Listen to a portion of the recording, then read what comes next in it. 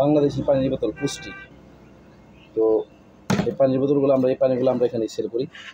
আর বোতলগুলো খালি হলে তখন আমরা এটাকে কালেকশন করে রাখি, যেন আমরা এটার মধ্যে পানি রাখতে পারি। আর এখন ইসরায়েলি পণ্য চলে না বললেই চলে। সো ইসরায়েলি পণ্য এখন রাখা হয় না, বাংলাদেশি পানি রাখা আগে ইসরায়েলি পণ্য ছিল, এখন সেটা নাই, কারণ পাবলিক আসলে পছন্দ করেনি যেরকম।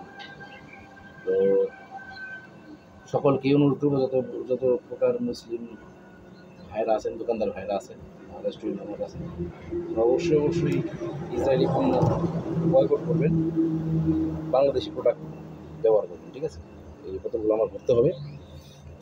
এটা কিন্তু শুধুমাত্র আমাদের জন্য, আমরা যারা সার্ভিস করি সবারই পানির দরকার হয়। আর এই পানিগুলো স্টোরেজ আমি করে রাখি। দেখা গেছে তো 10-12টা বোতল আমি পানি করে রাখলাম, পরবর্তী সময় সবাই যখন কাজ করার সময় যখন সবার পানি পিপাসা লাগবে, তখন সবাই আমার কাছে ছুটে আসবে, ভাই পানি আছে কেন পানিটা। ঠিক আছে, বলে দেবো যে ফ্রিজে পানি রাখা আছে, তোমরা খেয়ে নাও। ঠিক আছে, প্রথম যখন আসছে তখন খুব হার্ড লাগছে, কারণ এই ধরনের ডিউটি আসলে রেগুলার এক্সপিরিয়েন্স ছিল না। বৈশাখ মাসে তখন অনেক লম্বা ডিউটি করতেছি পরবর্তী যেতে।